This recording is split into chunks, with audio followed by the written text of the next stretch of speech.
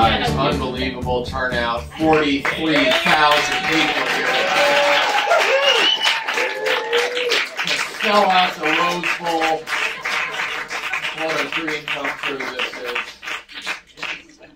Give it up for your opening comic, by the way. It's racist and ethnocentric, if you didn't enjoy that. I spent my whole life going, I'm going to meet a black Swede, and I finally did it. Knowing that my Swedish grandmother is horrified at that reality. She's dead, so we can't cancel it. Are you guys good? Everyone's having fun? All right, thanks for being here and waiting. So I can just go for it. Yeah, it doesn't matter. Like, I have no idea what's going to happen. Someone named Jason. Is there someone here named Jason? Two-time grilled cheese invitational champ.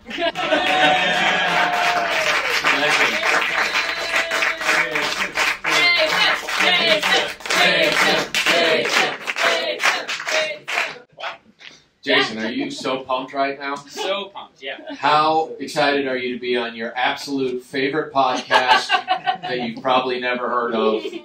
But you're here tonight, and I like that what you decided was two-time grilled cheese invitational champ. That's the thing that separates you from the people. Is the grilled cheese invitational an actual thing? Yeah, well, it was. I think it's died out now. COVID killed it? Yes, I think so. Honestly, yeah. There's a lot of things that were lost during COVID. Some people say the lives are the most important thing. Personally, I've always felt it's grilled cheese competitions that deserve to survive. The one thing we can be thankful for, though, is that 700,000 grilled cheese invitationals didn't die. So at least, is it too dark? Are we getting dark too early? All right, well, thank you for being here, Jason. Thanks for having me. Where are you from originally? I'm from Salinas, California. Salinas? Yeah. That sounds like a terrible part of California. It's a pretty shitty part of California. Where is that exactly? It's Central Coast, yeah, Steinbeck country. Steinbeck country. Is that a Grapes of Wrath reference? Yeah. This is bullshit. I don't want people in my audience who've read books. If anyone here has even moderate intelligence, it's going to be harder to mock you, so if maybe you could text a dumber friend, have them show up. How was the shot? Do I look like Burt Reynolds at all? Yeah. Great camera work then. All right, so you're from, is that a small town? Like 150,000 people, but it's a farm town that has like 2 stories on any building at most, so yeah. All right, so we're talking, popular crystal meth attraction. Yes, it's part of the triangle. Yeah, the Bermuda? No, the meth triangle. The meth triangle. That's Fresno, Salinas. Stockton or something. Stockton. Yeah. Wow. Is Fresno actually part of it? I can't remember now, but yeah, it's... Listen, there are documentaries on it. When you've done too much crystal meth, you can't remember the 3 key cities. Have you ever done hard drugs? No, that wasn't me. I just lived there. You live, and I ran. Listen, I'm from Kansas, so I can assure you, while I've never done crystal meth, I know it's a great time. By the way, the sponsor of this podcast is Crystal Meth. Crystal Meth, because Coke is for bougie assholes. It's a Mad Men kind of theme we're doing. We're trying to come up with the best advertising for drugs. So, what's your story? Why are you a grilled cheese? Are you a chef? No, I mean, in college I worked at a catering company as a cook. What do you do professionally? I'm the president of a music company called Foundy. Foundy? Yeah. That's really what it's called? It's really called Foundy, yeah. And what are we, like indie rock? What are we talking about here? No, we have almost every record label in the world that uses it. Not you guys yet, but hopefully. Listen, this is the first night of the Comedy Store Records existence. Yeah. This is our chance to make connections over at Foundy. Yes. So you're in charge. You run the whole show. I do. It's not a... We have a lot of companies on the platform, but very few of us that actually work there, yeah. All right, so this is a pretend job, is basically what Is this a real thing? This is for real? Yeah. Are you a musician? No, I can't play music, so I wanted to do marketing for bands. So. That was the dream was That marketing was, for yeah. bands? Yeah. All right, growing up, someone was like, Jason, what are you into, man? You're like, rock and roll. You're like, oh, you're going to be a musician? No, I just would like to promote it, if that's an option at all. It was, unfortunate de facto, is where I fell back to. All I right. tried. It was bad. And the grilled cheese. I'm fascinated by what makes a grilled cheese an invitational champ. A winner. What's the secret? What do you use? So I did 2 different grilled cheeses in both competitions that I entered into. The first one was it was challah bread, goat cheese, bacon, and dates with balsamic reduction on it. Bro, what kind of fancy European bullshit is this? Yeah, it was the honey pot category. I feel like a grilled cheese should have 10 judges, all of them first graders. You go Wonder Bread, American cheese, a lot of margarine. Some people did that, yeah. Yeah, some people did that because that's how you make grilled fucking cheese. And look, a lot of people aren't out there fucking owning record labels, using goat cheese to ruin perfectly good grilled cheese sandwiches. What'd you say? Dates? Was that the other thing you It was said? dates, yeah. Listen, if you've ever heard the podcast, which I'm guessing maybe 1 or 2 of you have, I'm not usually as mean, but when there's an audience here, it really makes me go aggro. I don't know if it's just something gets the juices flowing. I looked over and he was like, why the fuck did I agree to put my name in the hat? I didn't think I'd be first. Yeah. You're just hoping. He said, maybe I'll go up later. But here you are, the star of the show. I thought I'd finish my second drink first. But Smart. yeah. I don't know if we can get this guy some Everclear. No urine in it this time. I've been at the Comedy Store long enough to know how the old Everclear game works. It's good to know. Yeah, Thank you. yeah. If anyone offers you. Yeah. Um, None for me. so your record label, is it LA based? It's not a record label. It's like a marketing platform, but we have a lot of record labels. Is this like an app? Yeah, like an app, like a web-based app. Yeah. Listen, does anyone else think that Jason is up to some shit? I can't be the only one who is sensing there's something going on undercover here. What record labels do you market for? You got Death Row or any of the ones people know about? No, I've never had Death Row. Everybody from like Loma Vista, Exile, Warner, Universal. Never heard of them, bro. So we're actually owned by Downtown Music these days, which is You are? yeah, they bought us earlier this year. Fuck, so you're living it right now. I work at a corporation now, which is different. When they bought you out, is that what they did? They Yeah. gave you a bunch of money and then they're like, you're still running this shit though. Yeah, I'm locked in for 3 years. 3 years. Yeah. And then they can fire you? And then they can fire me. You're not going to believe it, but the executives from the corporation are here tonight.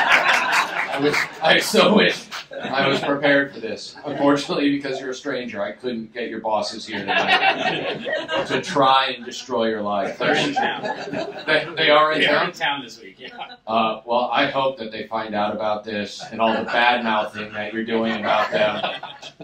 What was the corporation that bought you out? I don't remember saying the corporation's name. Listen, I would appreciate it if you allowed me to trick you into saying the name. If you could give us their social security numbers, that would be beneficial to a lot of our listeners.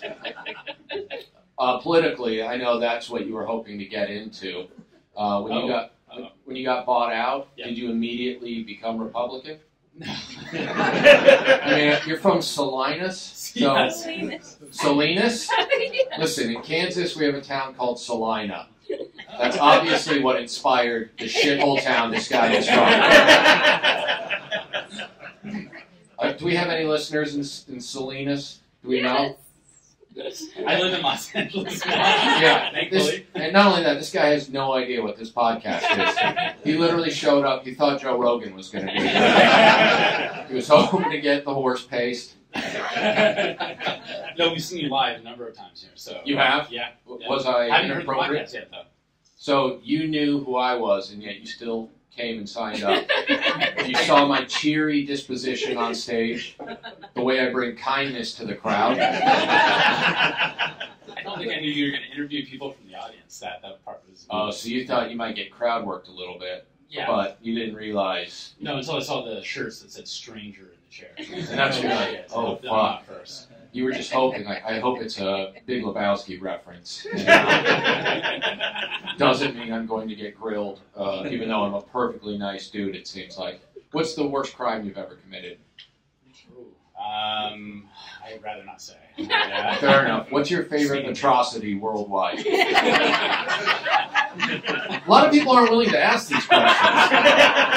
What about his second grilled cheese? What was the second? Oh, He yeah. had 2 grilled cheese. He angered me so much with that goat cheese. It sounds delicious. I don't know why you're acting like I wouldn't eat anything from a goat, period. I'm a decent human being, Sarah. What else was on the goat cheese one? Bacon. I also pan fried it in brown butter. So. All right, I'm coming back. I'm listening. All right, and the second grilled cheese was what?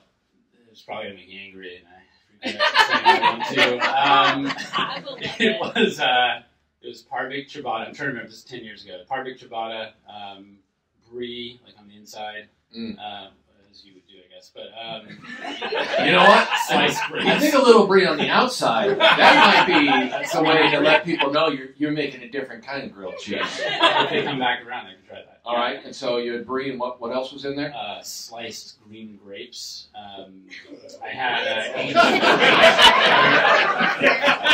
Listen, man, a photo for after who the show. fucking lost this grilled cheese competition? We went, it's ciabatta bread, 2 slices of Swiss, a pile of horse manure. We got second place. The green grape guy beat me again. Green grapes. All right, that's interesting. It was aged cheddar. It was Gruyere, and I also pan fried it in brown butter. Sorry, I had crispy duck skin like chicharrones inside. Wow. Expensive. Fancy, bougie grilled cheese. Yes. You could have made a fortune in LA with this kind of bullshit. So that's a retirement plan. I hope. Yeah, where was the competition? Yeah, that's a good It was question. near downtown, like 6th and Bixel. So this is like a homeless shelter type of thing. 10 years ago. It was pre. Oh, so this is pre-Walking Dead Los Angeles. Yeah. I would love to see someone take those types of grilled cheese and try and hand them out on Skid Row. I don't know if we can take this production downtown tonight, but I would love to see heroin addicts be like, "What the fuck is this? I thought you said you had grilled cheese." Like, that's pan fried in butter. Like, I'll eat it, but I'm not happy about the grapes. I actually did. I did a breakfast burrito stand at the West Hollywood Farmers Market for a summer, and What separated your breakfast burrito from the others? I did like a 5.5 hour slow braised pork belly and a chili verde that's very Salinas-esque. Famous, world famous Salinas. World famous chili. chili. For anybody that knows, they know. There's some people that know. The Steinbeck lady knows all about it. I heard it. Yeah. So, all right, I mean, 5 hours is a lot of effort to put into a breakfast burrito stand. Thankfully, it was like 20 hours of work for the weekend. Yeah, it was a lot. What kind of money are you making that?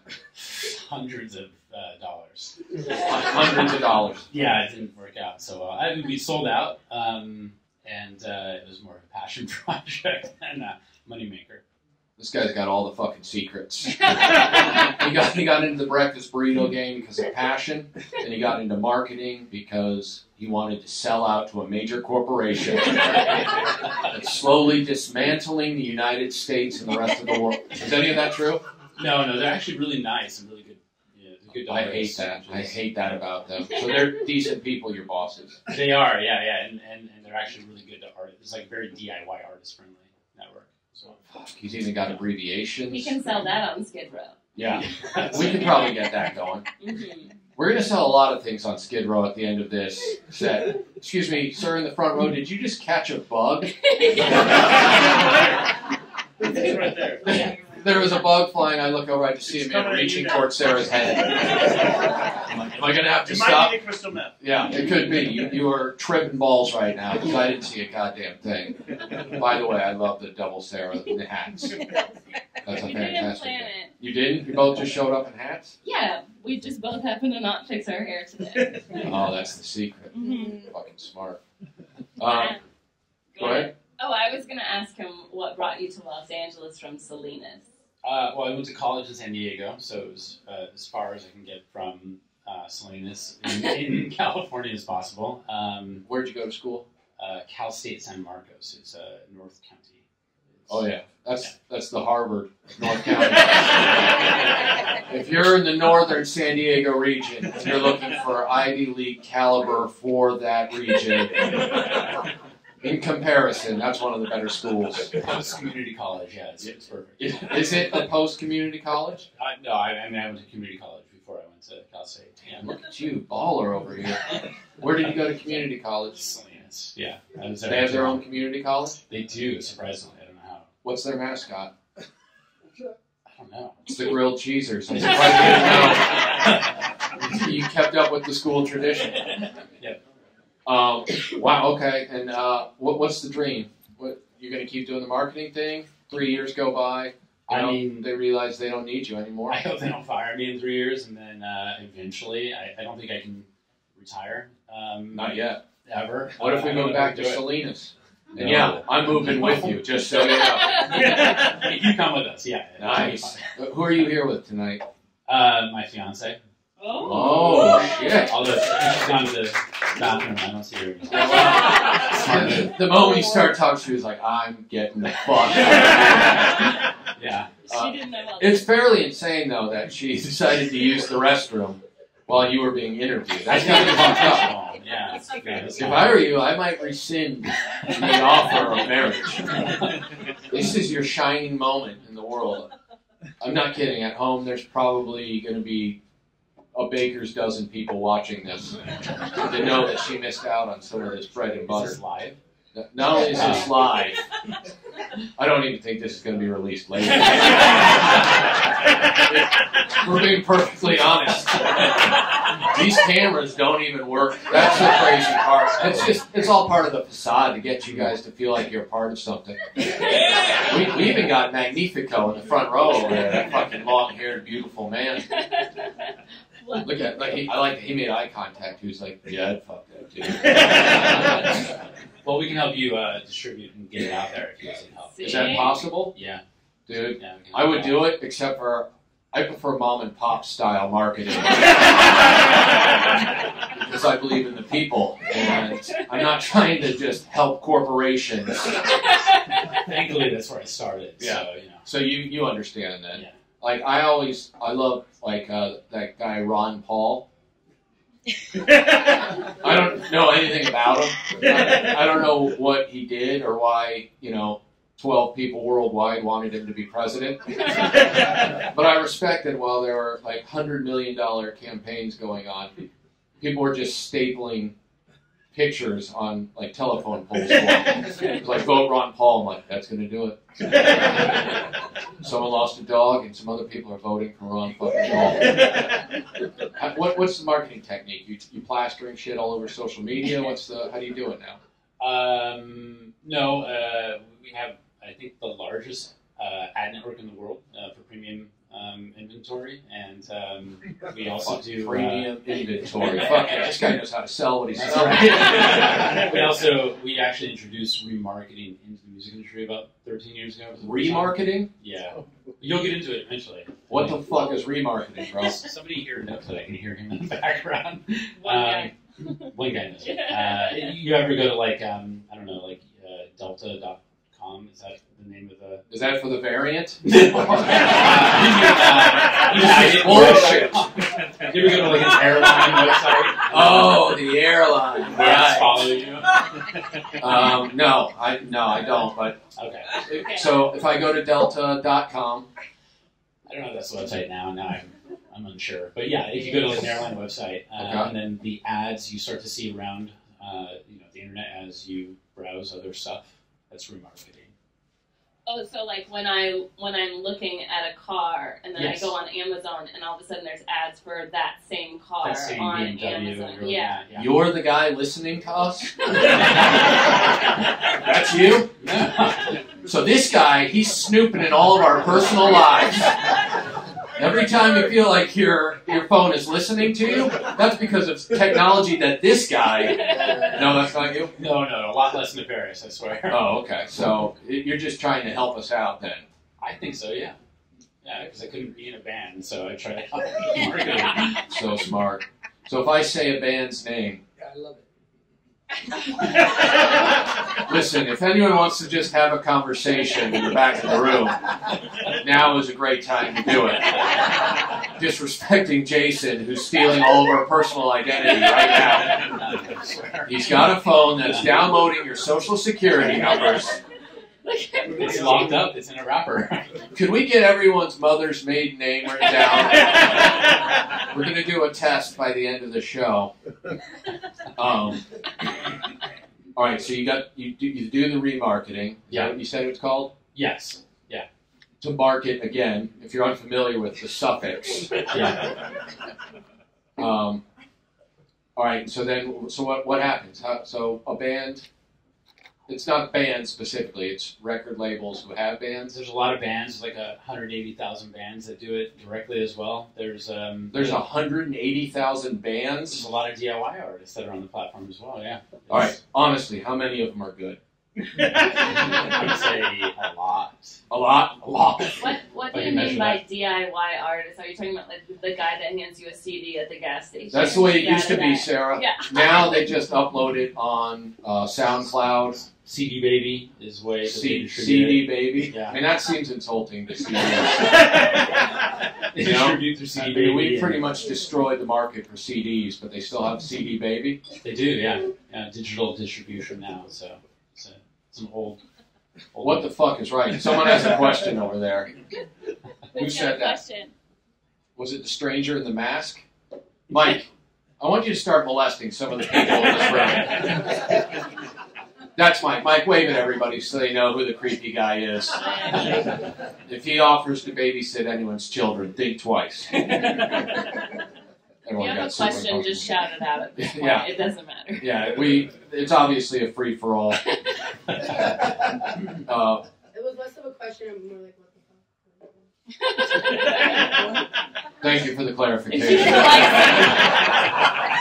she doesn't like CDs, she's not going to like the record players we're about to get. Yeah, that's exactly right. Which, by the way, these record players could use some remarketing. So there was a reason why we brought you up tonight. This was all set up.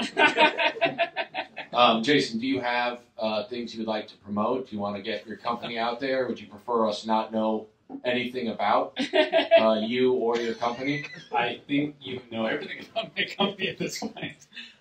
I know more about the absolutely disturbing grilled cheeses that you put out.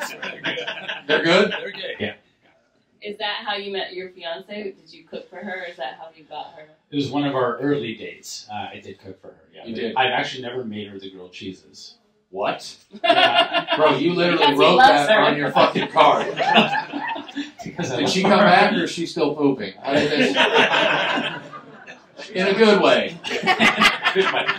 I cooked beef tongue for her on my first... Are you serious? Yeah. Beef tongue? Yeah, you can slow cook it and it's really tender. It's amazing. Yeah. Listen, man, a lot of... Hold on, was that the Swede who was disgusted just now? I'm from Texas and that's disgusting. I swear. Fuck yeah. I'm glad you're here, man. I'm surprised you're vaccinated, but I'm glad you're here. By the way, the biggest hurdle into true entertainment is not being able to have the unvaccinated here to share their stories so that we can all come together and feel superior to someone based on just one simple reason. What vaccine did you get? Do you remember? I got Pfizer. Fuck yeah, dude. Good for you. Obviously, you fucking own a fucking... You're not sitting around for some Johnson & Johnson bullshit. It was chance, I'm sure, but it happens. Have you boosted yet? No, not yet. You're clear of this guy. soon as I can. All right, well, thank you. I appreciate Thank it. If there's nothing you want to promote, then we're going to scoot you over, and then you can stick around. You sit in that chair. Okay. And if you want to ask questions of the next guest, you're free to. And I hope you ask as inappropriate questions as possible. The shirt is yours. Oh, thank you. Yeah, so... We'll get comedians and podcasters on Foundy as well. There's a lot, actually. Foundy, guys. Great. We'll be using Found.ee. I hope so. Great. Reach out. Yeah, we will. Thank you, man. I appreciate it. Jason! Good up for Jason, guys. Suspect. Oh, look at that. Look at that. What a So fucking gentleman. sweet. I really... So friendly. I truly hope the next guest is a piece of shit. These nice guys, it feels bad to be mean to them. All right.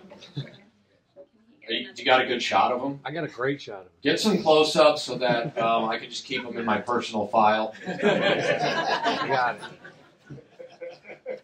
Oh, this one's long. I like that. They wrote multiple things. They've listed the numbers. I can already tell what a fucking cunt. You know what I mean? In a good way, in a good American way, not in like a cheeky British kind of bullshit cunt. Justin Voice? Yeah. Fuck yeah. Nice. By the way, this guy showed up before the rest of you, so I'm glad he got fucking picked. He was the first one here. While the rest of you guys were, playing grab ass somewhere in West Hollywood, this guy was hanging out here plotting the death of at least dozens of people. Yeah. I just looked at me like, fuck yeah, he knows what I am. By the way, I can't wait to wear this by the elementary school by my house. Yeah, strangers. Mike, do you know this guy? Fucking creepy Mike's like, this is bullshit. I'll do the stranger around elementary school game. I put it back. All right. That's probably for the best. All right. I am obnoxiously early to events. At least tonight. Honest. You're honest. I appreciate that about you. Yeah. I got out here about 5:30. So it's at 8:30. Yeah. He knew that the line to get in tonight was going to be intense. And so you got here 3 hours early. Yeah. Did you pregame? Did you do drugs? No. I went to Carney's and had a hamburger. It's pretty close to, at least food poisoning, which could cause a decent amount of tripping if you play your cards right. Yeah. I played in a band when I was 17 at the Whiskey, A Go-Go, and etc. You're not going to believe it, but your band is about ready to break. 21 years ago. They're about ready to get their fucking break, bro. Yeah, we've been waiting a long time. So, call the guys. We didn't have the internet back then. It's time for remarketing. Remarketing. Yeah, it's time that the guys from Tweedledee get the praise they deserve. I assume your band was called Tweedledee. No, it was much worse. What was the name of your band? Tripcord with a K. Tripcord. Yeah. Fuck yeah. Can we do anything with that? I imagine it was rap rock for that. New metalish. New Yeah, metal-ish. not really rap. New metal, if you guys don't New metal. know, It was 2000. that was the... Taproot-ish or... Yeah, a little bit Deftones. Taproot, yeah. Okay. Yeah. Hey, do you guys just want to do this yourself? This is now a marketing seminar. Yeah. We were Limp Bizkit before Limp Bizkit was Limp Bizkit. We're hipster Limp Bizkit. Yeah. We were doing it for the nookie, but we were 17, so our parents weren't cool with it. they're shutting that shit down. Wait for marriage and Is shit. this like Dookie? Because I'm not down with that. So what did you play in the band? I played drums. You were the drummer. I was. So you're the fucking wild man, am I right? No, I was one that nobody could see. All right, so you're the ugly one, is what you're saying. Very much so. And I still am. I've never seen a great-looking drummer. I just want to put that out there. I don't know if there's any drummers here tonight. Yeah, they're always really weird-looking. This guy is great-looking. Don't get me wrong. I'm saying everyone in this room is going to fuck this guy tonight. With permission, obviously. Yeah, consent is very important. You think Dave Grohl is unattractive? Look, I saw Dave Grohl at Dunkin' Donuts in the Valley. Case dismissed, all right? There's no great-looking dude walking into Dunkin' Donuts. I know, I was there. I was the Kansas 4.5 sitting in Dunkin' Donuts judging people. You were sitting in Dunkin' Donuts? Yeah. You were eating in. Yeah. You were dining in Dunkin' That's Donuts. correct. I live, okay? I'm not one of these people who gets my donuts and goes home. Alright? I need to see who's getting donuts. He needs his Dunkin' cred. Yeah, dude, that's what it's all about. You want to be able to walk in and have them look at you and go, "Aren't you diabetic?" And you go, "Yeah, I am. Now give me my fucking death, would you?" With sprinkles. So the important question is, do they know you by your first name? No, they didn't, but I think it's because the turnover rate is so high at Dunkin' Donuts. True. I think you worked there like 2 days, and then you either quit or kill yourself. Dunkin', time to die. They changed the time to make the donut slogan a while back to Dunkin', it's time to die. Our sponsors. Are they one of them? Yeah. Fuck, so Invectin and Dunkin' Donuts. You're Corona. Yeah, listen, and also, a lot of people don't realize this, the Delta variant is our new sponsor. Get the Surge while you can. Also, soda company Surge is one of our sponsors. I remember that shit. Did you get down on Surge when you were 17 and in a new metal band? Pretty much, yeah. They didn't have Red Bull back then. Yeah, you had a fucking party. That was the way to do it. Yeah, Surge. And what was the other one? Josta. Remember that one? No. It was like kind of that weird... The Brazilian herb. Yeah. Yeah, well, look who's back. I went to a lot of metal shows back then. So Fuck, you know, I see it now, all black. You fucking dress like John Cusack. I wore my only blue shirt. Oh, is that blue? Yeah. I'm fucking idiot. I'm sorry. Listen, this is embarrassing. Could we cancel the show immediately? I thought he was wearing black, and now people are going to think I'm colorblind, and they're going to stop listening.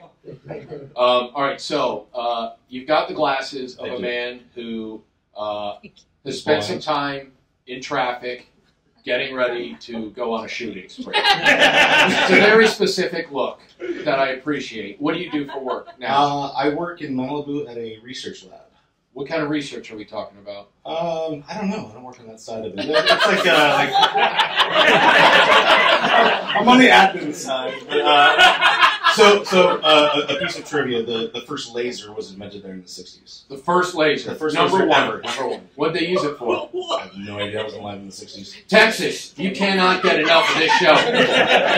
Just wait till the Panhandle gets a... The first laser. The first laser, dude. I swear to God, look it up. First laser. You think I'm going to have someone on my show who wasn't involved with the first laser? I put them on fucking sharks, man.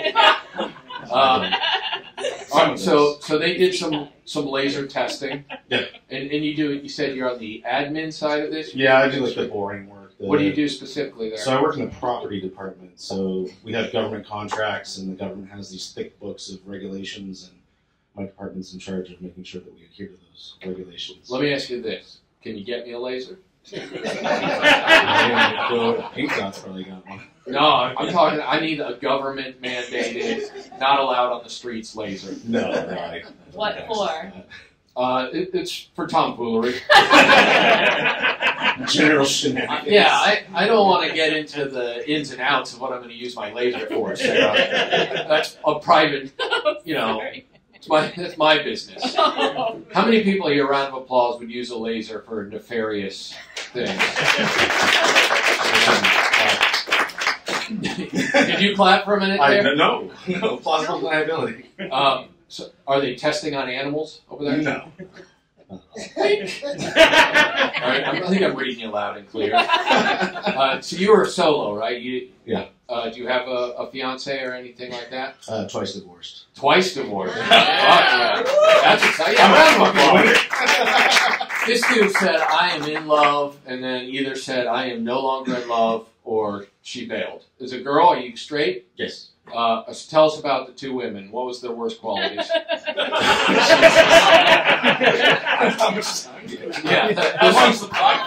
We can keep going all night, depending on how terrible these women were. How old were you when you first got married? 26. 26, okay. And how long did that marriage last? Dude, the eyes told the story. I was with her from 22 to 30. Okay. So I guess 4 years. 4 years of marriage. And then the second marriage was 8 months. An 8-month marriage. That's a beautiful amount of time. Yeah. To say, till death do us part. Fuck it, let's not even do a year. No, we were together for about 5 years total. Okay. It didn't work out. Went our separate ways. Which one of them do you dislike more? The first one. The first one, for sure. All right, so let's talk about her. Where did you meet the first wife? Through mutual friends at a bar. Old school. Yeah. It was 2005. So yeah, so that's the way you had to do it back then. Yep. For a lot of the millennials here tonight, we didn't have these things called dating apps. Yeah, the way it worked, even as far back as the 1900s, which is where I'm from, you had to meet someone in person, look attractive enough that they kept talking to you, be cool enough that they kept talking to you, get them drunk enough that they were like, yeah, I'll go out with that guy. At least for dudes like us. Listen, if we were fucking this guy over here, look at this fucking beautiful man. When you see that guy, how mad do you get? Oh, I don't know. I'm not very mad.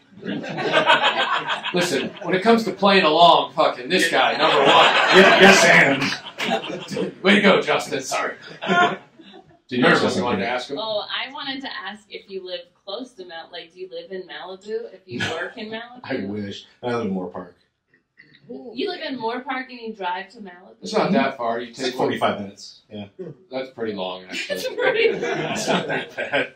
Moore Park is interesting. If you guys haven't been up there, it's like rural Los Angeles, basically. Decent amount of racists. the burbs of the burbs. It's not very... All I'm saying, what's your least favorite race? We almost had it. NASCAR. Great answer. Great answer. NASCAR. Fuck those left turns. Yeah. What made you move to Moore Park? I grew up in Thousand Oaks, and so all my friends and family are kind of nearby, so Okay. it's the natural. I was in Thousand Oaks to get my driver's license like 4 years ago, and there was a guy in front of me sitting at the DMV waiting who legit had a mouse sitting on his shoulder. What? Yeah. So he was just sitting there, and I looked up, and at first I'm like, what the fuck is that? And then I realized that there was a living mouse that he just had resting on his shoulder. And at one point, his girlfriend, who obviously had dreadlocks, Rachel Patchouli? white woman with dreadlocks, I should mention, completely unacceptable, put her arm around him and put it on the mouse, and he literally pushed her off, and he goes, babe, the mouse.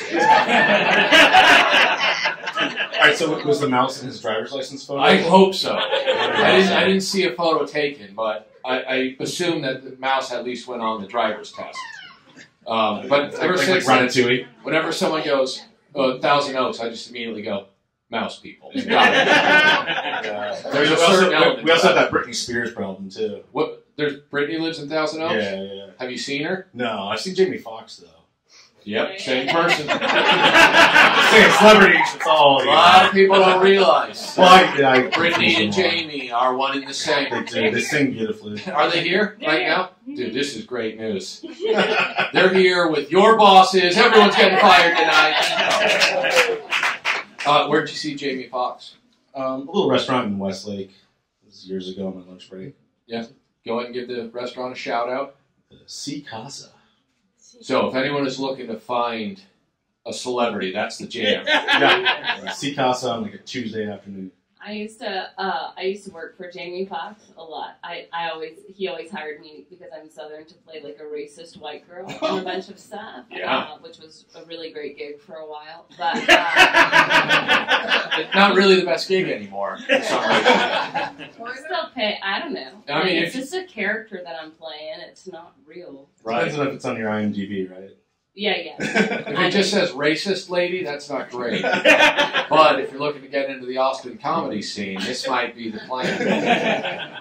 I have been to his house in Thousand Oaks, and they're always like... Oh, Jamie Foxx's. Yeah. I'm like, you've been to Justin's house? They're like, he loves hanging out, and he always has like between like 10 and 30 people just hanging out at the house all the time. Really? Yeah. I need to get an entourage like that. Listen, I don't know if you guys are doing anything from here on out, but I need everyone in the room except for Mike to come hang out at my house. Come for the podcast, stay for the entourage. Stay forever. I just feel like Justin should go and show up early like he did tonight. Yeah, that's a great idea. Sure, to show up. Does he have gates? I actually don't think so. No? Mm-mm. Wow. He's just like the rest of us. Yeah. Except for that gate-living motherfucker. Jason, do you have gates at your house? No, I live in a condo in downtown, so. There's no gate. Okay, Punch in the there's Well, like it's the security underground door. part. Yeah. There's a gate. Yeah, story checks out. Jason. Need it now, so it's Downtown. How is the homeless situation around where you live? unfortunately very unfortunate. Yeah. It's It's such a nice way of saying It was sad. It's gross. Yeah. No, I'm just saying it's sad. They need help. Do you have homeless people in Moore Park? Bro, how unconcerned are you with the plight of humanity that you don't even know? I really don't. I mean, like, honestly, I spend most of my day in Malibu at work, so. Do they have homeless people yet? No. Yeah. Yeah, they do. Guys, They're just called surfers in Malibu. wow. So insulting to recreational sports hobbyists. Does anyone here surf? Yeah, dude. Yeah. Let's fucking go now, bro. That was like an authentic accent. Where are you from, surfer? It's the turtle from Finding Nemo. Was that him? I think so, it sounded like. I can't see. I think it was one of the people that works for the show. Is that Tony? It was Tony. Fuck yeah. Yeah, dude. We had to hire people to respond from the audience. Because of your guys' bad attitudes. Back to Justin. Back to Justin? Yeah. I was like, wait, Justin is this guy. Jason and Justin. It's a lot of J's. Sorry. Justin, what's next on the dating situation? No plans. Are you looking for wife number 3? Because we've got a whole bunch of women here tonight. No, I'm fine. Just rolling solo, hanging with my friends, doing my thing.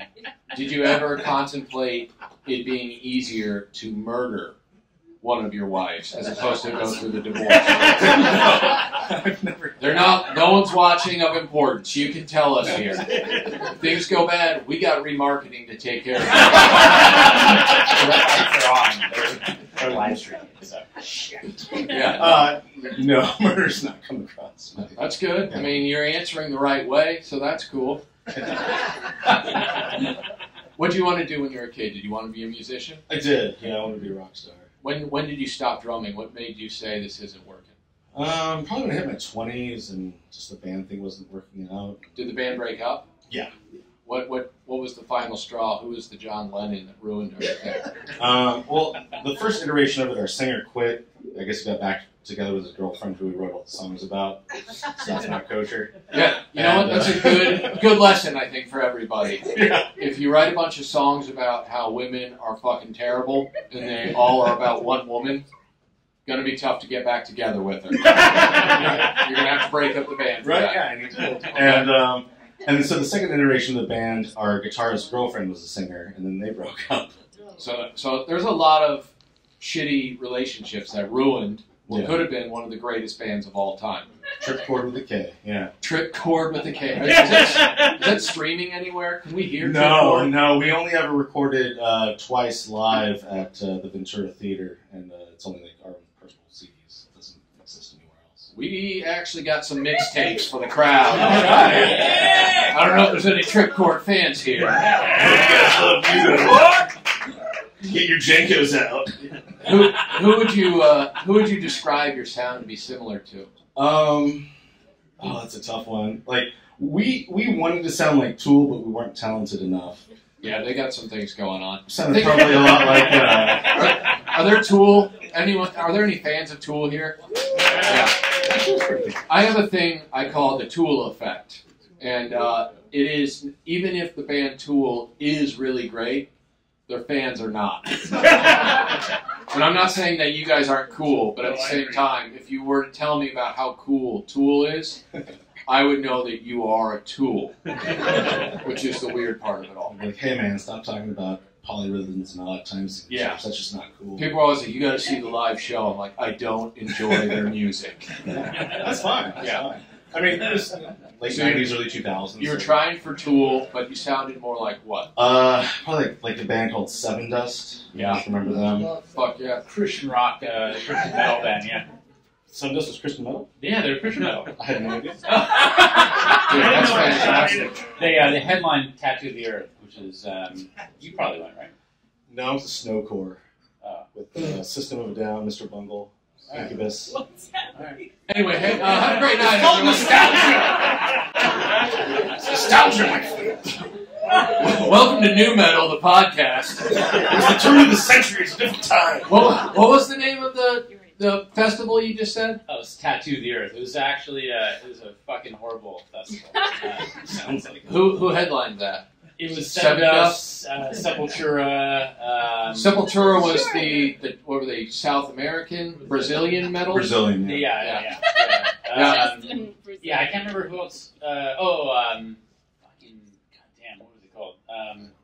That Slayer. Slayer was there. Slayer's cool. So, I mean, Slayer is by far the best group out of the ones you just mentioned. That's true. I just couldn't remember their name. They sound a terrible. What were they called? Led Zeppelin. I don't know. It's a little band from England called Led Zeppelin. My association's only negative, so I can't remember. Smart. All right, that makes more sense. You're like, who are the shitty bands I saw? Yeah. I once went to the worst concert of all time when I was growing up in Kansas. We just went to every concert. I saw Everclear, Fastball, and Marcy Playground on one fucking bill. Did you ever go see Kansas? No. Okay. They didn't play at the State Fair, and I was slightly better than that. Fair enough. Just slightly. I did see that band that sang One Toke Over the Line. I can't remember what they're called. That's how good they were. But to see them live... Sing it. Sing it? Listen, man. I would be the drummer in a new metal band, all right? I know how to fucking party. Hey, it didn't suck. What kind of drugs have you done? Not many. None? I'm too old. I don't know how to get drugs. How old are you now? I'll be 39 in a couple weeks. You got time, bro. Did someone say ooh? Fantastic, man. 39, you still got plenty of time for wife number 3, dude. I just turned 39. Nice. The same. Hey, are you two gonna fuck or what? Who wants to see these guys have sex? This podcast gets weirder and weirder. I'm starting to think bringing an audience into it is not the right move. Or maybe it is. So you guys are both 39? You're going to be 39 soon, you said? I just turned 39 in September, yeah. When did you turn 39? I will be in November. Guys. I feel like we can be friends. Yeah, I feel like we might have made Smash made in Hollywood. hetero buddies here tonight. West Hollywood. What do you guys do for fun? We don't hang out. Not together. Justin looked at Jason like, what do I answer? Yeah. Like they know each other. Yeah. Together we come to comedy shows. Yeah, honestly, I come to comedy shows alone. That's all right. Here's the thing. Comedy shows alone, perfectly acceptable, because I don't want you fucking talking to anybody. Yeah. I definitely know. Yeah. And a lot of times you get couples. Let's stop that shit. Okay? There's no reason to take a date to a comedy show. Is this just a PSA for Unless things you've that anger been me? together a long time and you have nothing to And talk then you don't about want to talk. Yeah. Exactly right. Don't give Rick a reason to ask you how long you've been together. Yeah, that's exactly right. Anyway, Actually, you over crowd worked me the first time I ever came here. I did. I never By the forgot way, you crowd work me sounds super hot. it was. So how did it go? This is years ago, and I was a lot skinnier, but I was wearing basically the same thing, and you just started ripping on me as if I was a hipster. Yeah, that makes more sense. Yeah, I I'm can see not that. too old. Yeah. But yeah. Have you ever had a grilled cheese made with brie on the inside? No, I'm lactose intolerant. Fuck that You know what? This friendship's not gonna work out. I'm breaking up the band, guys. This shit ain't happening. shit. I didn't choose the lactose-free life. It chose me. What would happen if you ate a fucking goat cheese, grilled cheese? Would you fucking be punished pretty badly? Yeah, it would not be very fun. We're gonna do it live next time. We're gonna record live from the Comedy Store belly room bathroom. It's gonna turn into your mom's house. We'll make him eat cheese and you eat sugar, and like we'll see what that's the a worst great night. plan. Yes. Which reminds And me. then the audience does mushrooms. Yeah. Yeah. I think it's hilarious. That's not a bad plan. Why is our fucking cameraman so excited about that shit? This guy's just out there surfing, eating mushrooms. How often do you eat mushrooms? Once a week. Yeah. Grilled cheese, Living, man. I like it. The way you smiled at him was like, look at this drug addict motherfucker from your fucking high castle downtown. Sorry, this guy didn't go to Tattoo the Earth Fest to catch Seven Dust in their fucking Christian propaganda. I honestly can't believe I got picked out of that, man. Yeah. I was sitting back there like, oh shit. Yeah. Listen, man, you wrote a fucking chapter on this. I saw it immediately. I'm like, he wrote that in Sharpie and there's bullet points. Yeah, I thought, oh, fuck that, I'm not reading that. Yeah. No way. Smart. Listen, the rest of you have nothing compared to this guy who is stealing lasers from the government, selling them on eBay. No, we're not doing that. No, we don't steal. That's what I meant. We're not stealing lasers. But if you tune in to the next episode, I will be burning things to the ground with a laser. Justin, is there anything you want to promote? No. Social media handles? No. my Instagram is private. I don't need anybody to Your see favorite color, maybe? Plaid? Plaid? It's not a color, but I wear a lot of flannels. Least favorite race, NASCAR. Remember when this guy tried to pretend he wasn't a fucking hipster? And then he said his favorite color was plaid? Bullshit answer is that. What color plaid do you prefer? Is this the preferred tone? Yeah, I like this one. Blue and taupe? Yeah. Mauve. Mauve. Fucking hipster color motherfucker. Child of the 90s with the mom who had the Southwest decoration in the house. Yeah, smart. Does anyone in the audience have any? Does anyone have any questions? Don't be shy. It's okay. You can just scream shout them them out. It doesn't matter. Maybe anyone who's really good looking, sitting over at this table, want to know what it's like to just be a normal looking person, to have to use things like charisma to pick up beautiful women. With a full head of hair. Yeah, look at this goddamn hair, this majestic beast in the front row. His name's probably Damo or something. You use conditioner? Yeah, unbelievable. How much do you save per year on shampoo? Oh, thousands. Yeah, easy. I cut my own hair. Thousands. He used very expensive conditioner. That's what burned his scalp and left him. It was the Paul Mitchell method. You should have tested it on animals at your facility. Yeah. There are animals there are deer that are coming out. You guys are testing lasers on deer? Yes. I would be down with that. Fuck deer, am I right? Can we all agree what a useless animal? What animal, if you could torture any animal? Jason? Yeah. I'm trying to, find out if I'm, a corporate bigwig, what kind of things, hateful things would I do? If you could buy a homeless person, what would you use it for? Look, I'm asking the questions that people want to know the answers to. You can all act like millennials and get uncomfortable, but we all want to know what he'd do with a homeless person. Yeah. Really don't know. Thank you. All right, well, thank you guys for being on. We appreciate it. Thank you. Thanks to the audience for not not helping out at all, you motherfuckers. He's just trying to leave as Jason quickly as can't wait possible. to leave. Like, see Get up now or say bye. Thank you guys. I do appreciate it. Yeah, so thanks for watching, listening. We'll be back with more. Stick around. We'll be right back. We have a special guest, I believe, and it's going to be great. So thank you. Thank you guys.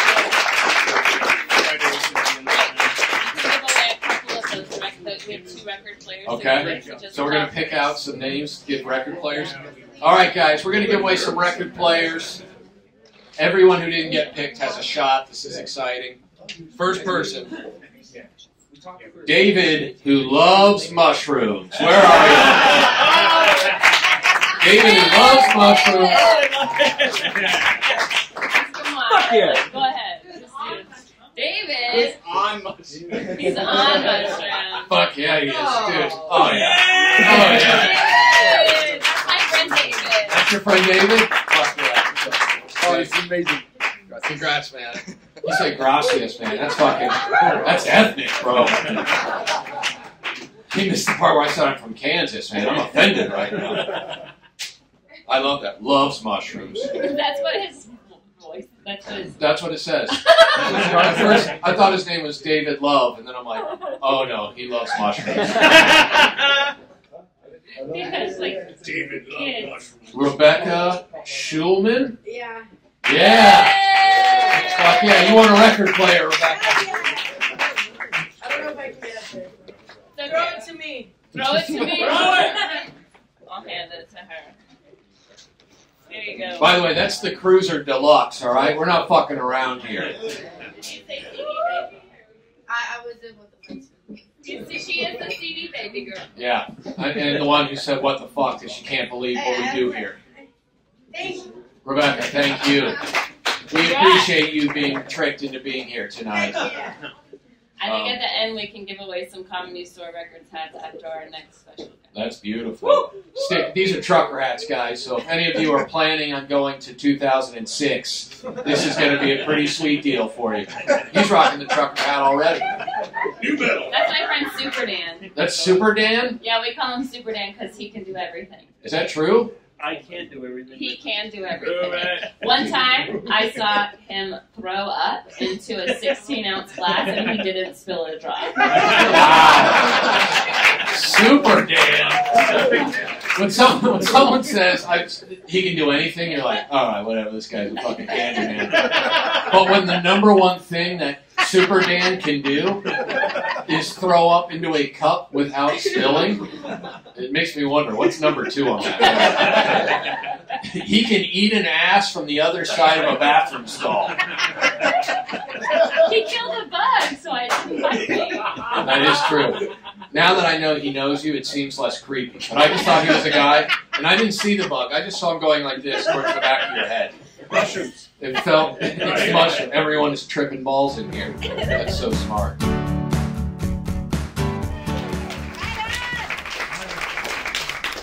fucking left for Ryan. My God, look at this majestic beast of a man.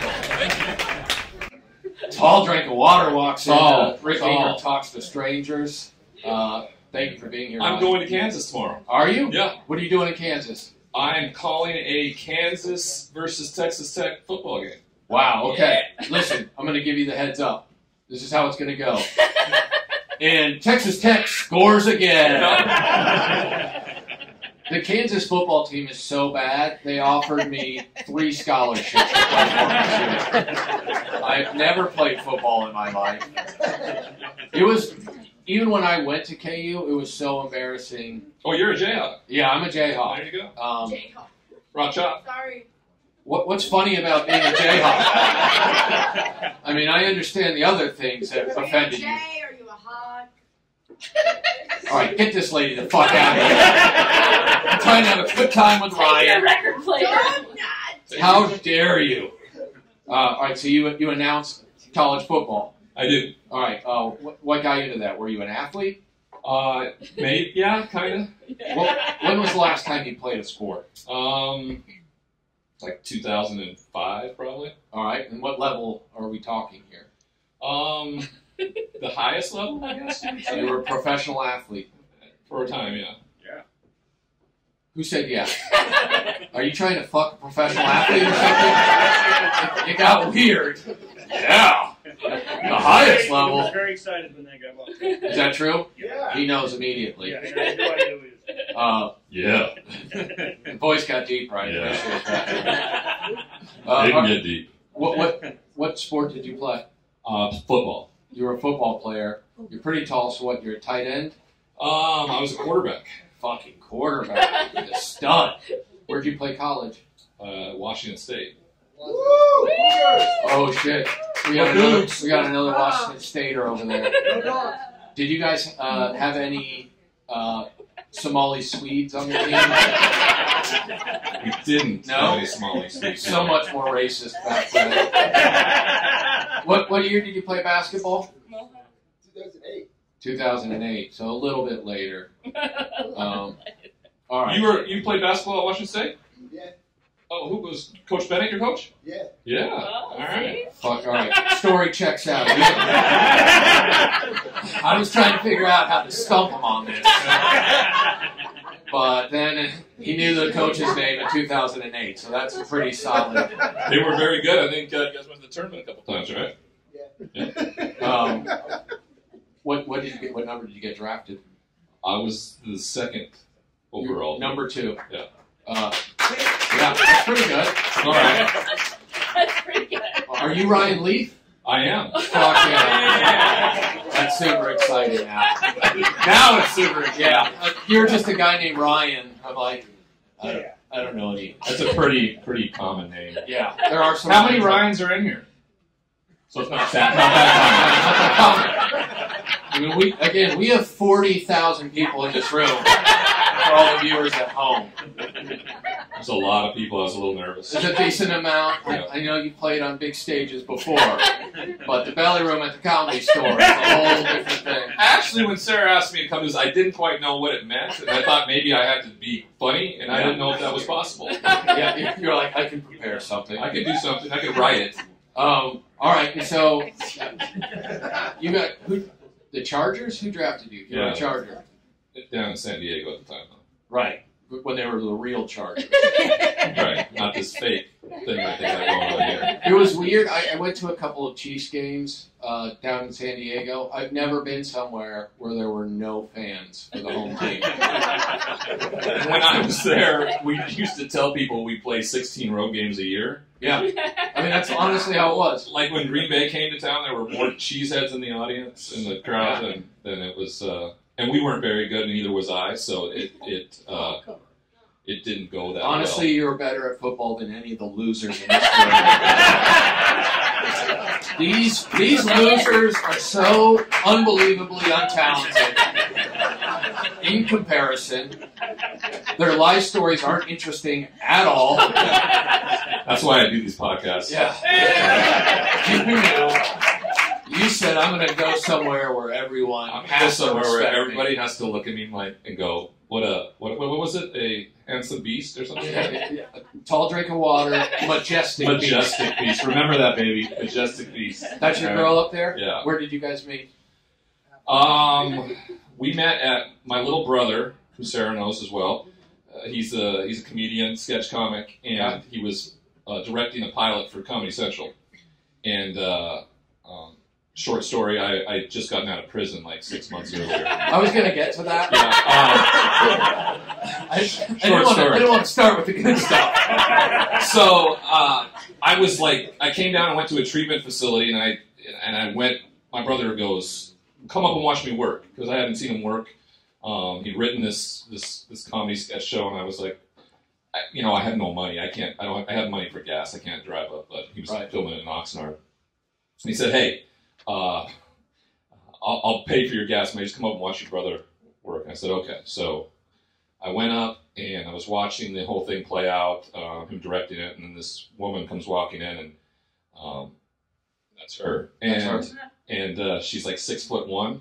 Nice. And so she walks in, and I immediately kind of think to myself, like she's beautiful first, and then she only meets like 5'8" fuckers all the time. So she's going to be looking at the 6'6" guy over there. Yeah. So, You knew chances were good. Shoulders back. I was about 300 pounds at the time, too, so it was not...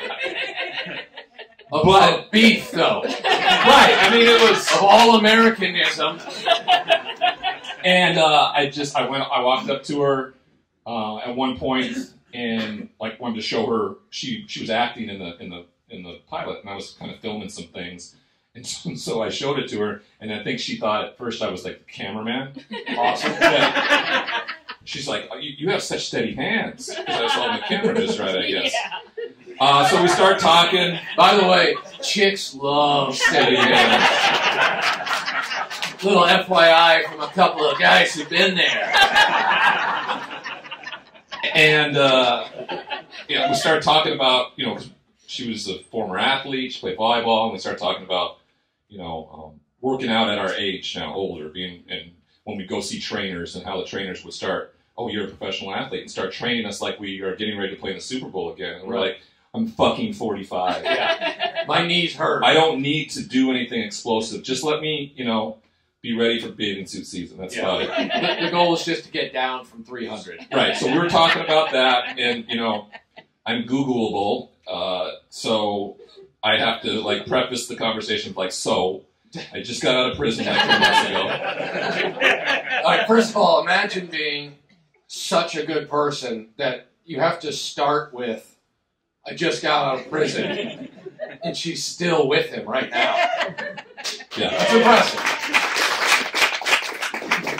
So that's how it started. I kept talking about how we need to go work out. We need to go run these dunes in Malibu. Apparently there's some dunes that guys, professional athletes, run up, and I'd heard about it, and I kept talking about it.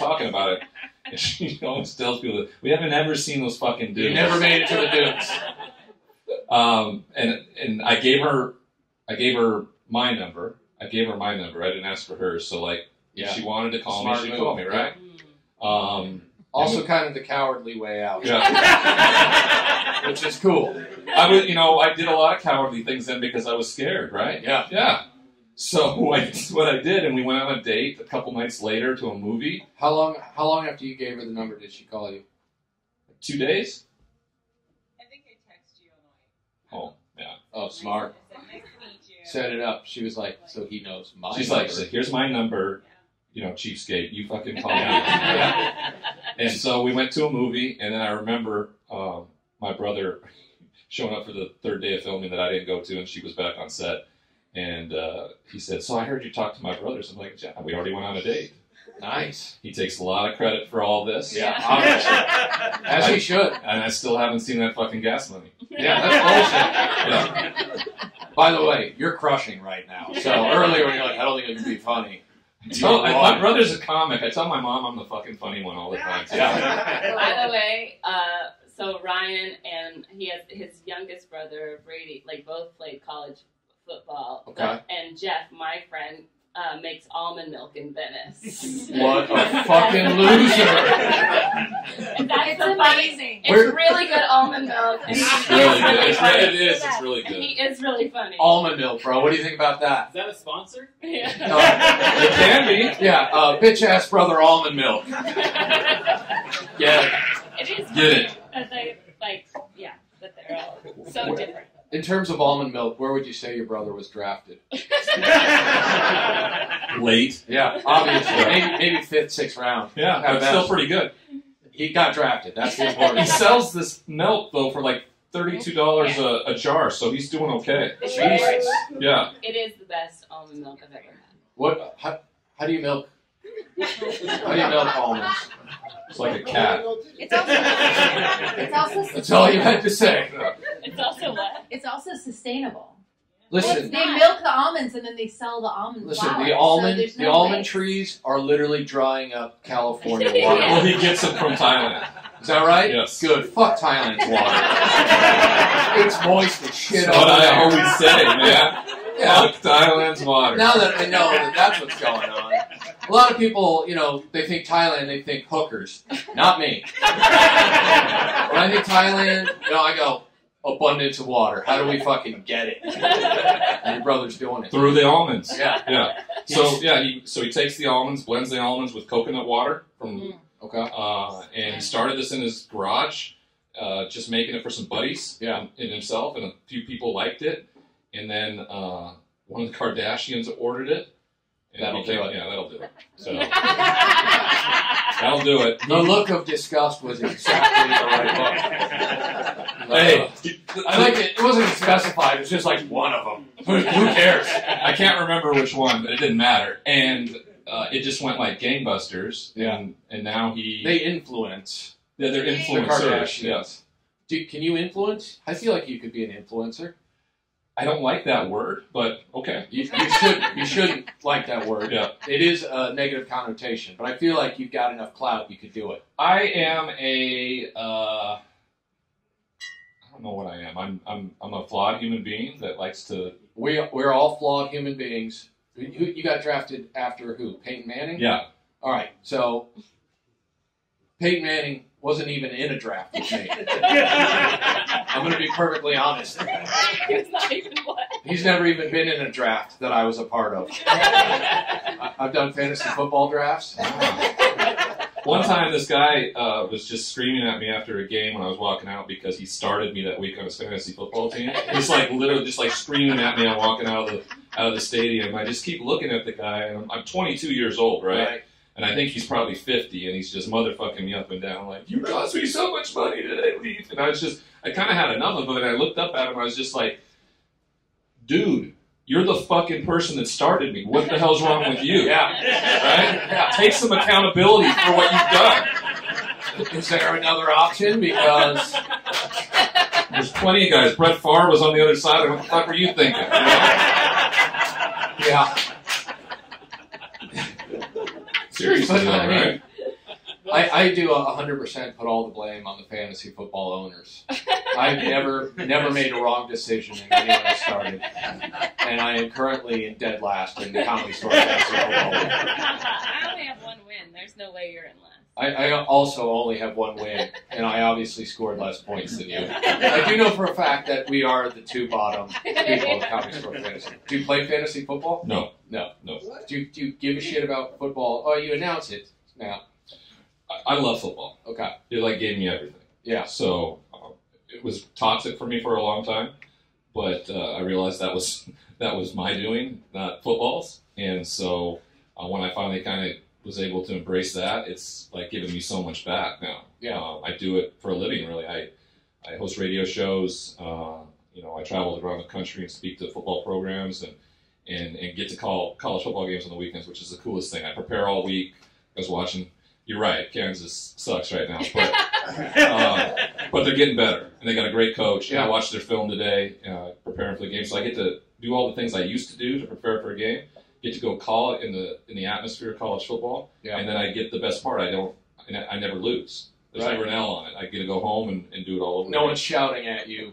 You announced that game the wrong way. No, I get a lot of that. Twitter's terrible about that. Like, it's a toxic place. if they don't like the way you sound or how you represent their team, they'll let you have it. And for whatever reason, people think I sound like Will Ferrell when I call the broadcast. Like it's Ron Burgundy up there, and I'm just going to be like, milk was a bad choice. At some point. It is pretty solid, actually. I try and stay completely toxic when I'm on Twitter. Just any interaction, I want it to be as bad as possible. But how long did you play in the NFL? 5 years. You were 5 years, and then was it pills? Is that yeah, I got I never had a drug in my life except Vicodin. Okay. I tried weed in Amsterdam once, and I didn't like it. How did that go? I just got super high and went into the Batman Begins, the movie, and it was the worst movie to go see on Amsterdam weed because it's about hallucinogens, really, And I was fucked up. I like that you were in Amsterdam and you were like, we should go see the new Batman movie. Well, I'll tell you that Ryan Leaf, he knows how to party. It was like 10:30 in the morning. We went into one of the coffee houses. They give you the menu. You order, I think, a thing called Orange Bud, and I was just like, who are you with? A little cousin of mine. Okay. And it was after I had retired from football, went back to college, finished my degree, and him and I went over and lived in Europe for like 6 months. Oh, okay. That's cool. We just traveled all around Europe, and I only got recognized like twice, and we got jobs in Rome at a street-side cafe, and they paid us in bottles of wine at night, and we sat on the Spanish Steps and got hammered, and that's what, that was a pretty good trip. Yeah. But the Amsterdam part of it was, I was just so fucked up that I didn't know what to do, and I was like, I need to go sit like in a dark place, and Batman Begins just came out, and it wasn't starting for like an hour, so I walked into Madagascar, and the fucking mane of the tiger, that shit freaked me out, guys. I mean, it was like it came to life. That Ben Stiller fucking tiger came to life, or lion. It was a lion. Sorry. I was like, whoa, the tiger had a mane in that? Fuck, I must have been high when I saw it. That's how high I was. So yeah, long story short, only time I ever tried any other drug than this opiate painkiller that they gave me for all my surgeries, and I just got you had hooked. a knee surgery? What Every surgery. I had both knees, both ankles, both shoulders. Wow. I've had 15 surgeries, so I got beat up for a living, right? I mean, essentially what you do, you're just kind of a crash test dummy back there. Right. And then the doctors just give you these things to get you through the week. You know, I take pills until Wednesday, get off them, they'd shoot you up with cortisone or with Toradol on game day, and you go do it again. Fuck. That's a fucking pain. Paid you $5 million a year, though, so it was that makes it was a trade-off. You know what? I would do pills for $5 million a year. I'm not a pill guy, but for $5 million, I'd be like, fuck it, let's do this. You're a bigger dude. How many Vicodin are you taking a day? At the end it was bad. It was like I had to have 20 to get the result. So, did someone just say, "Yeah, boy"? There's someone in pills in the back. Big surprise. It was. It's Tony. And it was bad. Like, and what got me in trouble was I'm back in my hometown, and I didn't have a doctor to prescribe them anymore, and I didn't know a drug dealer, so I used my hometown as a drug dealer. I went over to friends' homes, pretended I was there to say hi to them, and then I go through their medicine cabinets to ultimately go into like open houses. Really? Pretending I wanted to buy the home, and 9 times out of 10 there would be some in a cabinet somewhere, and it just So you're snooping around the house? Yeah. Well, I pretended I'm. You're looking at it. Yeah. And I just look at these cabinets. The hinges are really fucking nice. Is there even enough room for medicine in here? There is. You guys have medicine in here, okay? And so as soon as it was in my hand, it was like, the ends justify the means. Right. But I'm not a very good criminal. Got found out pretty quick. How long did you have to serve? 32 months. It's almost 3 years. Okay. That's fucking brutal. Yeah. Where did you serve? In Montana, where I'm from. Oh, okay. So it was kind of like adult daycare. Right. There was not a deterrent, right? I had a little 13-inch flat screen at the end of my bed.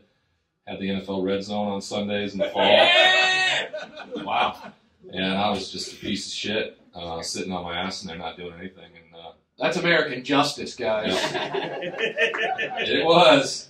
I have a question. Yeah. Who hit you the hardest in the NFL? Ray Lewis hit me the hardest. He lacerated my spleen.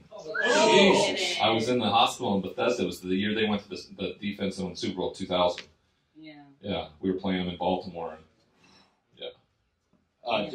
I assume you leave the game at that point, or do you play more with a lacerated spleen? Well, we didn't know it. I finished the game, and then when I was in the locker room after the game, I just was like almost in the fetal position, and then I started like spitting out blood, and they were like, "Well, let's take you to the hospital. Check this out." Hey, they thought he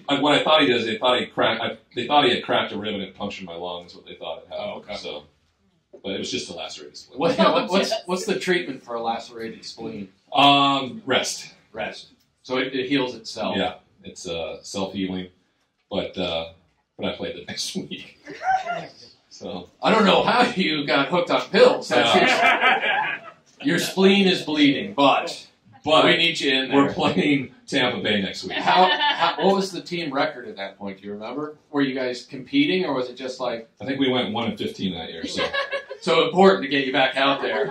There was probably some escalator in my contract. If I threw enough touchdowns, I get another $1 million. Right. Who was your backup? Jim Harbaugh. Yeah. Wow. Why are you excited about Jim Harbaugh? This Texas guy is freaking me out, man. He likes the strangest things.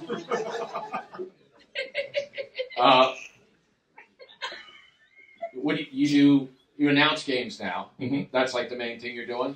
The main thing I do is I speak. I go around the country and speak to companies and recovery communities and communities in general, just around the opioid epidemic. And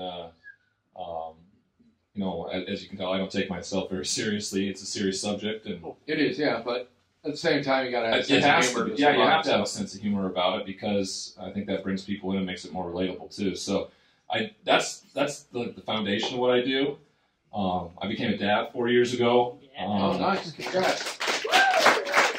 Our son just turned 4 this weekend, and so dad's been overriding job occupation, especially during the pandemic, kind of like preschool.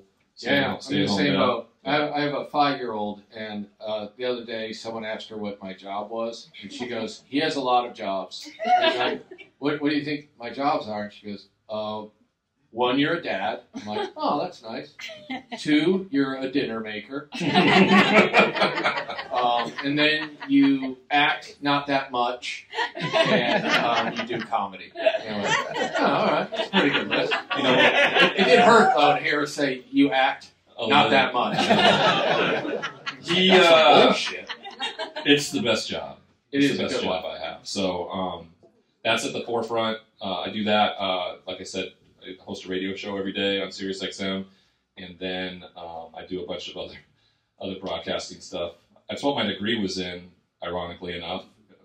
You went back to Washington State? Yeah, but I had gotten the journalism undergraduate when I was there before, and I just never put it to use.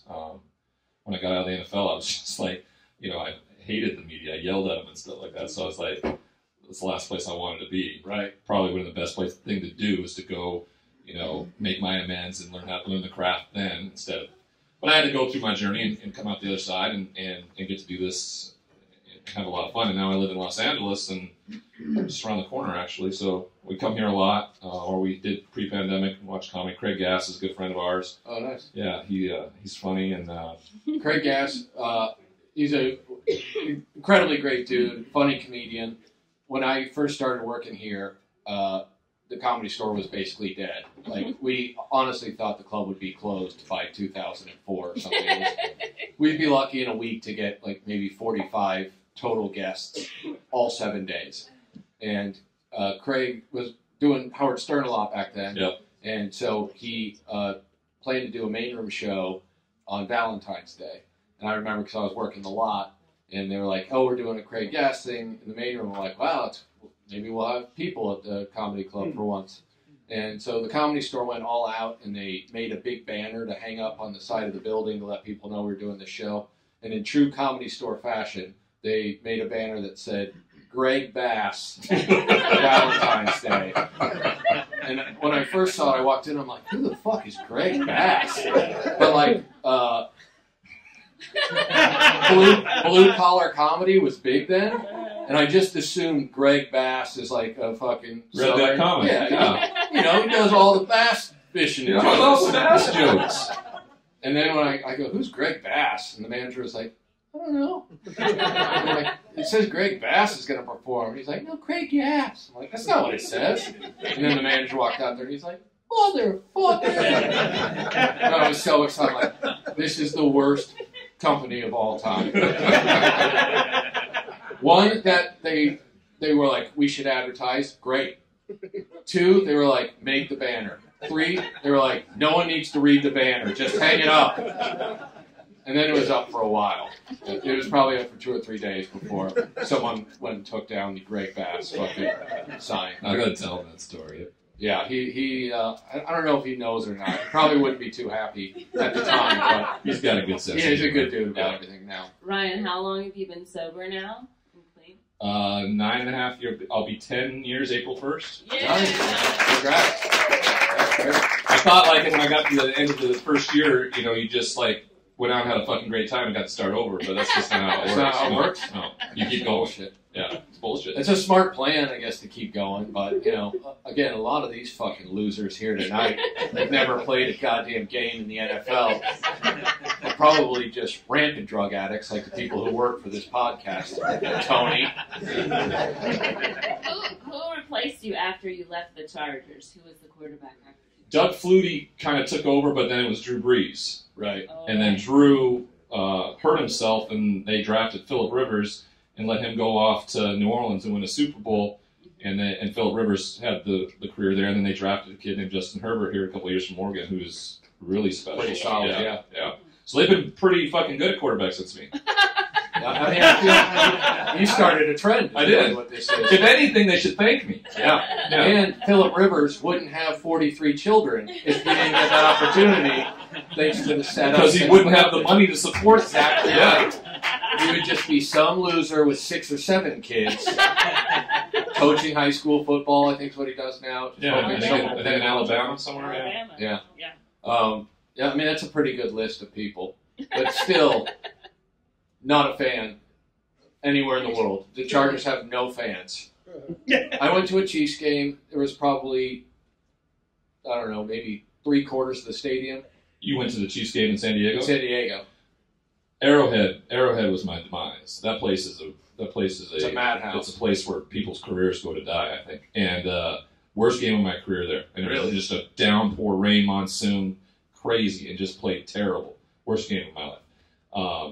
And it was kind of where my career kind of started to spiral. Not because of how poorly I played, but I about assaulted a reporter on TV like a couple days later. Nice. Yeah.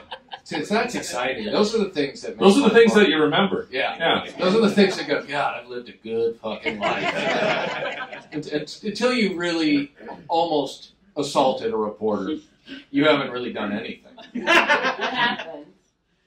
He had reported something I had done in the locker room the day before after the game, and I confronted him in the locker room about how, you know, if we're to have a good relationship moving forward, we're going to be together for a while. Locker room's kind of a sanctuary, you know. Let's kind of, and he, you know, in great reporter fashion, he baited me a little bit, like, I'm going to do whatever the fuck I want to do, Ryan. Yeah. And you know, I'm the big tough football player, so I picked his ass up and I threw him in the chair, and I started just intimidating him and like scolding him. And there was a reporter in the corner with a camera, and he flipped it around and caught the end. And Junior Seau walks in with his shirt off, looking all badass, pulls me out.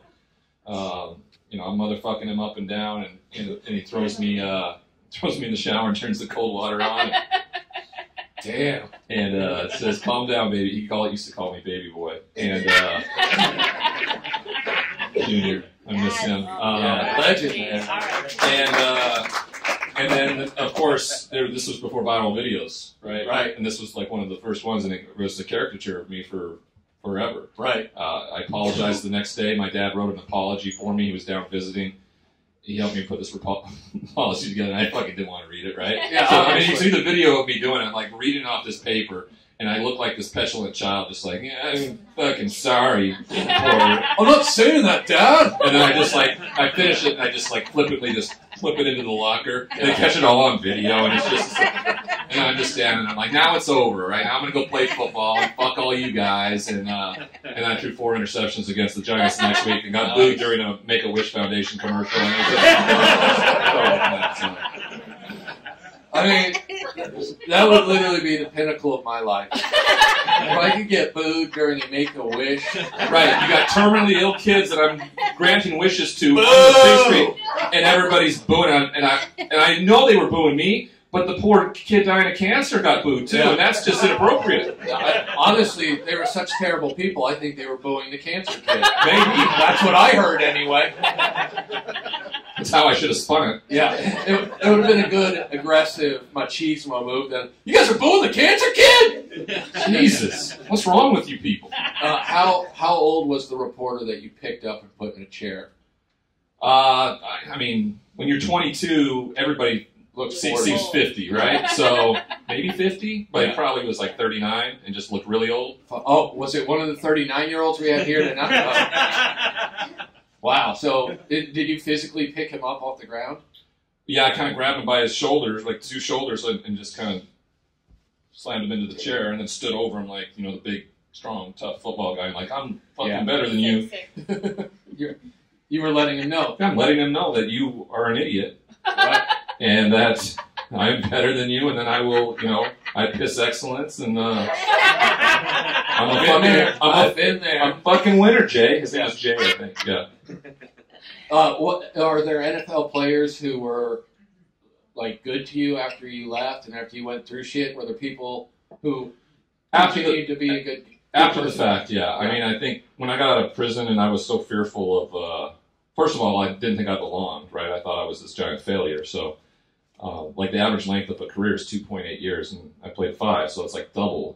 But the expectations were so big for me that I just felt like this, and I've been pounded over the head for so long that you're awful, that I believed it. So you're probably comparing yourself to Peyton Manning since you guys are drafted 1-2. Well, I haven't necessarily compared myself to him, just because there really isn't a comparison because of how successful he was. But I had forgotten how good I was. Right, I've been told how bad I was for so long that I believed it. Right. And so I kind of walked around, and when I walked into rooms a lot with Hall of Famers and Super Bowl champs, like my body language acted as such. Like my head was down, and if I ever got a compliment, I would be like, oh, that doesn't fucking sound right. And if somebody says, that Leaf's a piece of shit, I'd be like, yeah, that guy gets it. Right? Yeah. And that's the way I thought. So it's taken a lot of reconditioning, and I'm still bad at it. I'm terrible at taking compliments, and but I also know that like being self-deprecating doesn't cost me anything at all. 0. Right. So yeah. Does anyone have questions they want to ask? Are you still friends? Do you still talk to Peyton? Yeah, we talk all the time. He had me come to his Hall of Fame induction with his family and everything just a few months ago. That was a fun night. And at the night we were sitting at the end there, and he had the cigar bar. We were sitting there having a cigar, just because we met 25 years earlier, before there were cell phones, and our SIDs, sports information directors at Tennessee and Washington State, knew we wanted to talk with one another because we had an idea that we might be tied to one another for a while. So we started talking, but before cell phones, so you had to be at home with a landline. Right. He's calling at fucking 6:30. Yeah, I better be at home. You gotta have that number written down. Right. So he calls, and I remember picking up the phone, and I hear that New Orleans Southern drawl. And I cover up the mic on the phone and look at my boys. I'm like, it's fucking Peyton Manning. I'm just this hick from Montana playing football, and I'm talking to Peyton Manning on the phone. And that was 25 years ago. And I love that he's from the South, but you were like, I'm the hick. Right. And he's like, hey man, I just put my junk in a trainer's face. Who hasn't done that? We've all been there. Yeah. Who was drafted 3rd? Andre Wadsworth. Oh, okay. What was Woodson drafted? 4. Yeah. Charles. So listen to that Heisman Trophy class, guys. Yeah. So Charles Woodson won it. Peyton finished 2nd. I finished 3rd, and a guy named Randy Moss finished 4th. Oh, yeah. So the 4 of us took a picture that night. 3 of which are Pro Football Hall of Famers now. I always make fun of it. There's us 4 pictures, and 3 Hall of Famers and that fucking dude on the end. And the ironic thing is, I should have fucking won the award that night. Yes, because I was the best college football player in the country by far. Yeah. So screw them all. Woodson is here. Bring him out. Oh, who else has a brother that makes almond milk? Yeah. Not a single one of them. Not a single one of them has ever even had a Thai cashew or whatever it was. Thai almonds. That's what they are. Yeah. Okay. Yeah. It's Milkman, by the way, everybody. Milkman with a Y, MYLKMAN.com. Order it now. They deliver like the old Milkman used to every Thursday here in Los Angeles. To your house. And it's to your house. That's legit? Legit. Yeah. Wow. Yeah. It's expensive, but it's worth it. It is. I'm not buying it. I'm gonna. We got the marketing guy to remarket it for us. Everyone's phone when they take them out of the bubble wrap pouch that we're pretending is security here. They're going to be, why does this almond milk ad keep popping up? This is crazy. And we're going to know it was that fucking guy. Does anyone else have a question? This is going to be your only chance to talk to a winner. Yeah. What's up? Why were you in jail? I was stealing painkillers. So they caught you. Who caught you? I walked out of the house. I went out to the house, knocked on the door. No one answered it. No one locks their doors in Montana. Just walked in, found some pills on the way out. The family pulled up into the driveway. I was walking out. I made up some excuse that I was, at the wrong place. I don't look like a burglar. I'm in slacks and a pea coat, and I figure I talked my way out of it enough where I got in my car and drove off. And it didn't matter to me at that point. I was like, I got the pills. It doesn't matter now. So, and then the police showed up. I'm pretty easy to identify. I think they were like, he's 6'6". 6'6". He's got a giant forehead, buck teeth, and I think it's Ryan Leaf. I know it's Ryan Leaf. So they didn't have to go through like a real photo lineup or anything. It's like, it's fucking Ryan Leaf. I know. They took out the drafted top four finalists for Heisman. They're like, was it one of these guys by any chance? And they showed up at my house, and I was so messed up. I didn't really realize it because I'd taken all the pills that I'd taken, and they took me into jail. And the booking officers told me the story later that I was so messed up. Like, they looked over at one time, and I looked like a guy made of like Jello. My back was like bent over. I just messed up like crazy. They got me up at the podium doing my fingerprints, and I thought it was like a podium where I stand in front of and speak, and I like started giving a speech while they're doing my things. And then I said some fucked up shit because they put me in a suicide schmuck because now it's just I'm just flat ass naked with this thing on. I don't remember any of it, but they told me they put me into the little cell, the glass one, right there in the booking, and I'm sitting there, and before they close the door, I like bend over and look at them and go, "Hey guys, thanks for having me. If I can do anything for you, don't hesitate to ask." Legend. Yeah, I mean, that's the type of shit. I guarantee you Montana police are like, have we told you about the time that Ryan was here? Oh, yeah. I mean, it's a story. And then the next day, one of the guys that was in and out in the drug take or something like that they put your mugshot with your rap sheet or whatever the hell on the outside of the door so that everyone knows who you are. The guy grabbed it, and like when because he got out, he bought it out, and he sold it like to TMZ for a couple $1,000 or something like that. Damn. I give the guy some credit, man. Way to fucking make a smart, hustle while you're in there. Yeah. How was deal? It was all right. I got Ryan Leaf's fucking call sheet. Yeah. He does not look good in that mugshot. Go look it up. Google it. It's just like eyes are going. I look like Tiger Woods' mugshot. It's just fucked up. It's like one eye here, one eye there. When he got busted, I was like, I know what that dude's on. Yeah. I know what that dude's on. Yeah. It's a familiar look. Yeah. I saw that in the mirror for like 8 years. Yeah. Brutal. And so you got out. What do you do when you first got out? After you said 32 months. I did nothing. Like, I didn't have a job. I didn't have a cent. I didn't have. You went through your money. Yeah, blew it all. On a summer in Italy, drinking wine. Yeah, and private jets and stupid shit and an ex-wife and didn't care. And so I had nothing. Credit score was like 500. No, nice. Disney Corporation, ESPN wasn't waiting around the corner to hire me when I walked out. I didn't have nothing, right? My mom and dad were there. They picked me up, and luckily for me, I had that. I had a couch I could crash on. Yeah, family is good for that. Yeah, it's Almond Milk Brother wasn't there for you though. He was there the day I got arrested. Actually, because I got arrested 2 days earlier. I got arrested twice in 48 hours. Wow. And what was the first arrest? Same thing. Oh, okay. I can't remember. Either I had the pills or whatever. It was messed up. Well, anyway, when I fuck up, it's national news, right? It's ESPN banner. It's like, oh, yeah, Ryan Leaf fucks up again. Yeah. And so my brother and everybody in the world saw it, and so he lived in California. He flew up to Montana to take care of his older brother once again, And so he was there when the police came in and arrested me that night. So he's always been there for me. So family's good. Yeah. That's fucking nice. All right, so you got KU, Texas Tech. Yep. What's the prediction? What do you think final score? Well, if they play like they did against Duke, which was explosive on offense and got turnovers on defense, they can hang in this game. Yeah. Because Texas Tech just got their barn doors blown off by Texas and by TCU here in the last couple of weeks. So it's in Lawrence. It's going to be a little cooler. There's a Mexican restaurant in how do you say Olaf? Olathe? Olathe? Yeah. There's a Mexican restaurant there I've been dreaming about for like a week that I'm going to go to when I'm there. Now I'm so confused. I'm like, I've never had good Mexican food in Kansas. Well, I mean, it may not be good Mexican food. For me, I've been on a diet for like the last year, so I fucking won't eat anything right now.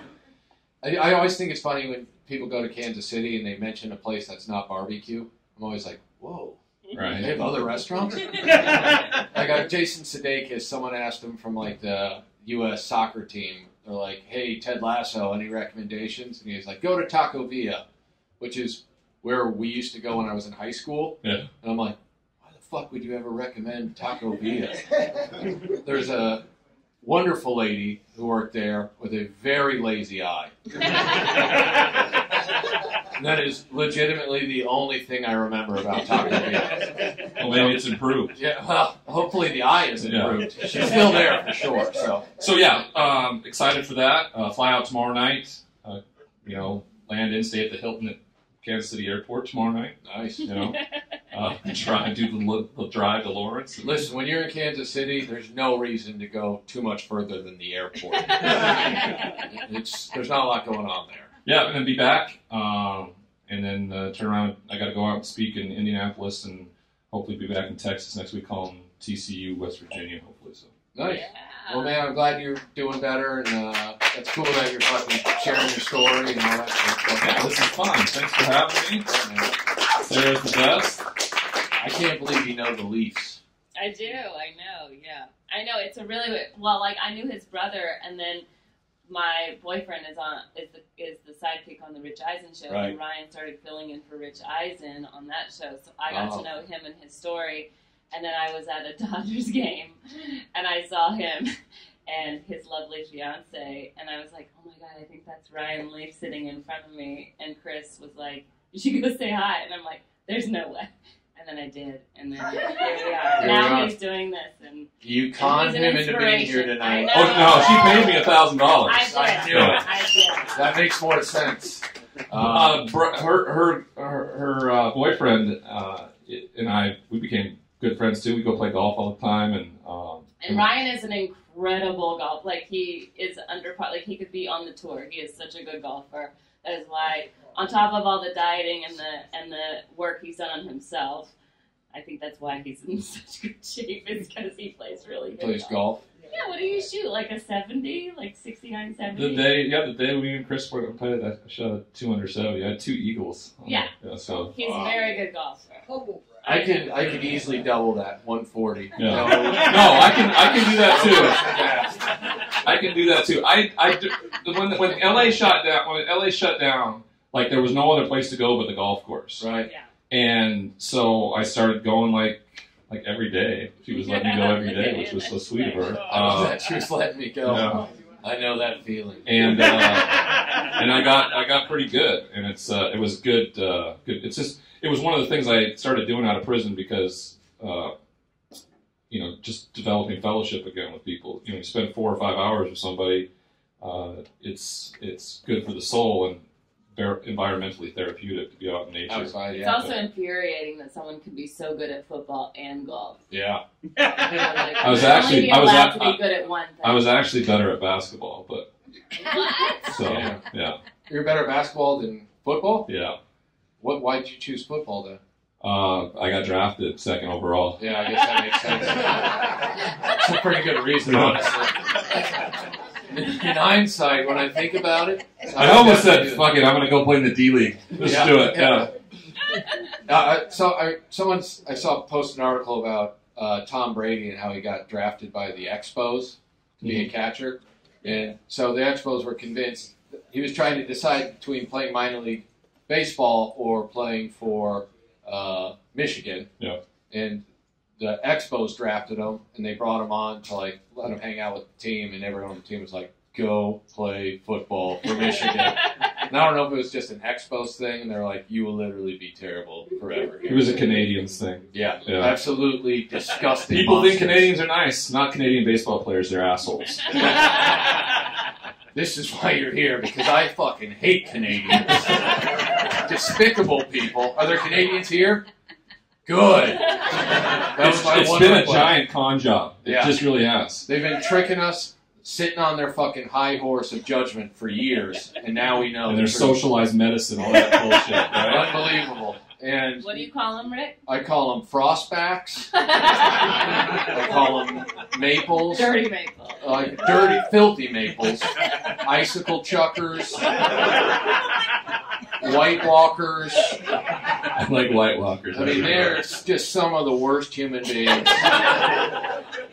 I hope no one up there is going to ever hear this or see it, because they are absolute monsters, and we're keeping an eye on you, the fucking bronze medal of North America. That's what you are.